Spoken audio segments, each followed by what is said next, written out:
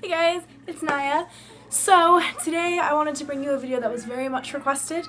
The reason it took me so long to get this to you is because I really wanted to put some thought into this video. I really wanted to make it something that I could explain well and fully to the best of my ability. And so yeah, today is going to be about my experience with my deity. I'll also link you to a very informative video about deities in Wicca. If you are interested, that will be linked down below. That is to Harmony Nice. I love her a lot, and she makes fantastic videos called Enchanted Endeavors, which is an adorable name. But I'll link you to that specific video down below if you guys are interested in looking at that. Also, before you ask, I don't know if you can see it, but this is a henna tattoo of the moon phases that I got on my arm. And this is a tattoo that I actually am looking into getting. So I wanted to kind of test it out and see if I like it. I really like it, so we'll probably get a tattoo soon, which I'm super excited about. But anyway, if you guys want a life update, I will do that for you, but a totally separate video.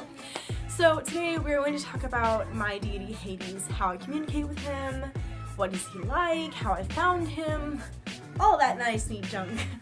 So we're gonna get right into the video. So for starters, I originally found him through someone else, ironically. I was in an online coven, which I am no longer a part of at the moment because my life has gotten super hectic, but I still wanted to continue to make videos. So I'm still making videos, I'm just not a part of the online coven anymore. But earlier when I joined, I got a reading from someone, and just a general life reading, I believe.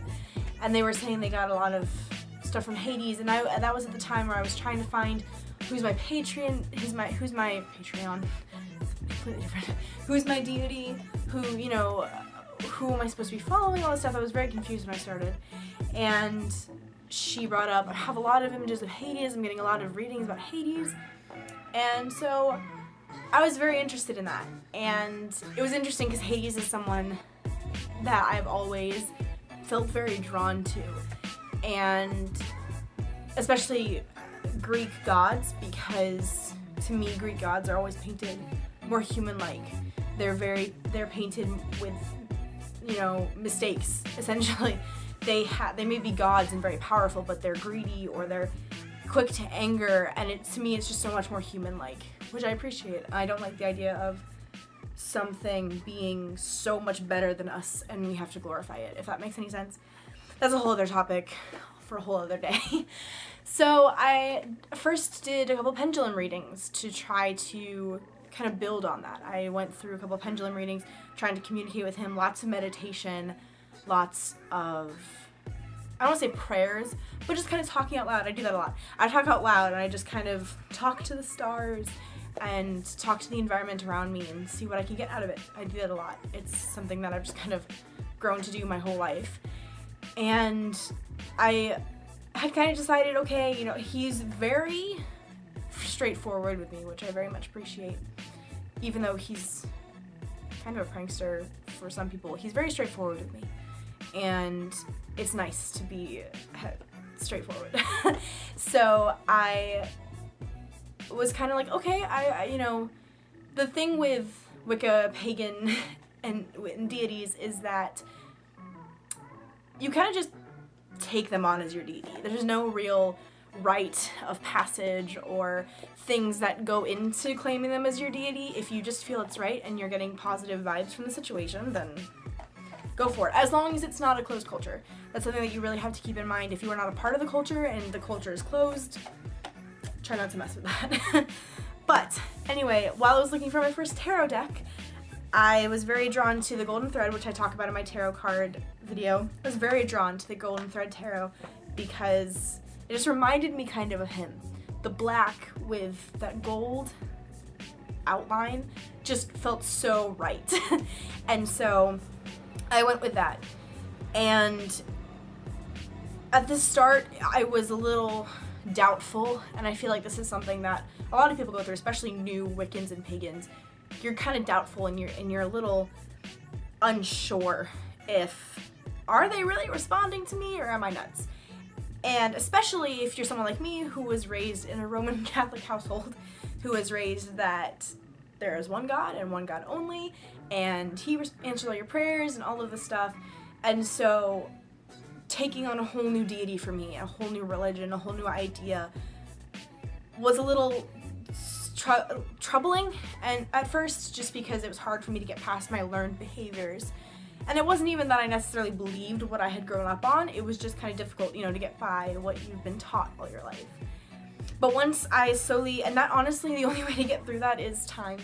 You just have to try hard, you have to meditate, you have to look for signs everywhere.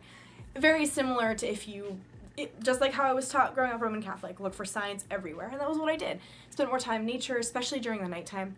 Spent more time with stones that corresponded with him, so Amazonite, that sort of thing. I spent a lot of time reading about him and pretty much digging myself deeper into this hole.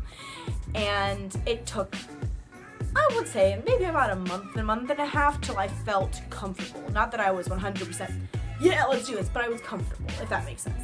Somewhere between really unsure and 100% jumped in the water headfirst type deal. As I was a little bit more comfortable, I started doing more meditations and more direct meditations with him.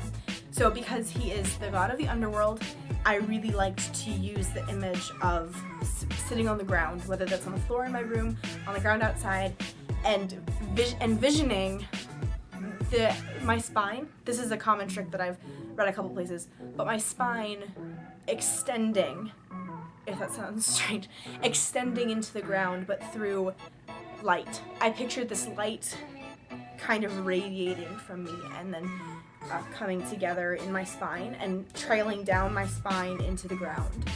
And I would meditate that way. And I would picture being connected to the Earth's core. And I would feel one with Earth and my environment, and that was when I felt free to kind of speak. If you've ever written a stream of consciousness, it's basically what I did. I just kept talking and like word vomit. At first it was kind of difficult to get into it. I was thinking really hard on what to say, how do I say it, and then just kind of flowed out of me. And I felt comfortable, and I did that as often as I could. I gave myself probably a good from 30 minutes to an hour to do that intense meditation. But I did that a lot. I did a lot of incense and cleansing in my room, lots of sage, things that just made me feel happy and relaxed is what I really liked to do. So, of course, it's not like a giant voice that speaks, you know? Maybe to some people it is, but to me it was definitely not. It's just signs, things that I felt, yeah, that was him, yeah. And a bunch of pendulum readings. I love pendulum readings. Since I was not very good at tarot at the time, I did a lot of pendulum readings because I loved it and I was really good at it, and so that was something that I picked up really fast. Did a lot of pendulum readings for him, asked him lots of questions about my life, about how it was going. I never asked him future questions because I don't personally believe that they have the ability to see the future.